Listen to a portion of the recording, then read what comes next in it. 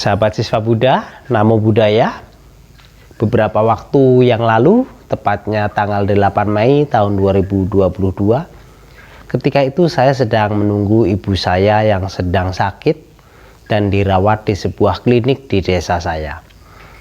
Awalnya saya tidak menyadari bahwa kamar sebelah ibu saya dirawat ada 2 orang pasien yang dirawat pula di kamar sebelah tersebut. Dan di situ juga ada keluarga pasien yang menunggu. Malam itu saya bincang-bincang dengan keluarga pasien yang menunggu di kamar sebelah. Saat obrolan kami berlangsung, saya dikagetkan dengan suara seperti ada barang yang jatuh. Segera tetangga saya berlari menuju kamar di mana keluarganya dirawat. Dan memang suara itu bersumber dari kamar di mana keluarga orang yang saya ajak ngobrol tadi dirawat. Segera saya ikut berlari menuju kamar tersebut. Ternyata botol infus jatuh beserta tiangnya. Dan lubang cantolan botol itu putus dan tidak bisa dipasang kembali. Dan saya juga melihat ada selang infus yang berwarna merah darah mengalir kembali ke dalam botol, karena botol infus ini ada di lantai, tentunya lebih rendah dari tubuh pasien. Kemudian saya segera membantu ibu tua tersebut yang umurnya sekitar 80 tahun. Kemudian orang yang mengobrol dengan saya segera berlari memanggil perawat. Dan setelah semua sudah diperbaiki oleh perawat dan ibu tua ini sudah bisa ditinggal, kami keluar dan melanjutkan obrolan kembali di teras depan. Orang ini bercerita bahwa ibu tua itu sejak kemarin tidak ada satu keluarga pun yang menunggu. Hanya sesekali ditengok dan dibawakan pakaian ganti. Menurut informasi, ibu tua ini memiliki 7 orang anak. Yang 3 tinggalnya tidak jauh dari ibu tersebut. Di situ saya sangat kaget. Saya berpikir bahwa orang ini adalah keluarga dari ibu tua tersebut.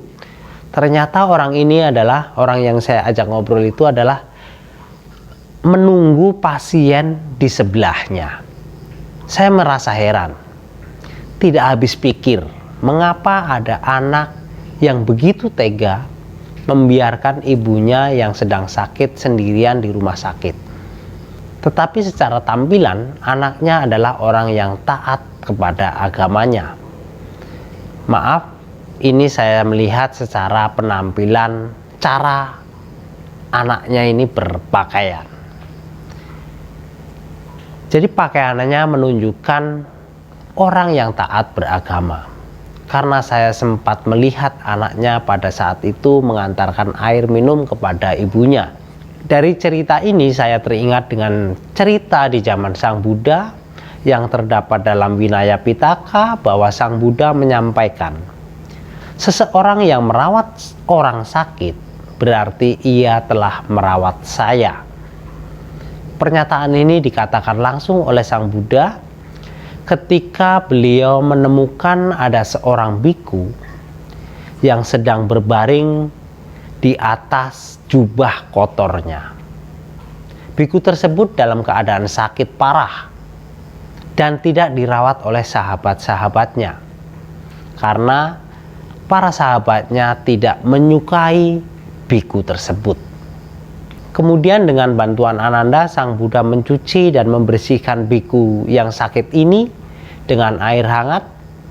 Dalam kesempatan ini beliau mengingatkan kepada para biku bahwa mereka tidak mempunyai orang tua maupun sanak keluarga yang menjaga mereka tentunya.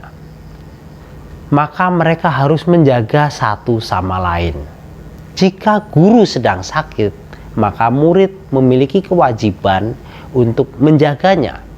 Dan jika murid sedang sakit, guru berkewajiban menjaga atau merawat muridnya yang sakit. Jika tidak ada guru atau murid, maka masyarakat berkewajiban menjaga orang yang sakit. Pesan ini disampaikan oleh Sang Buddha kepada para biku, karena para biku tentunya hidup sudah tidak bersama-sama lagi dengan keluarganya. Demikian juga kita sebagai perumah tangga, seyogyanya ketika dalam keluarga ada yang sakit, harusnya kita merawat dengan baik. Karena merawat orang sakit adalah karma yang sangat baik.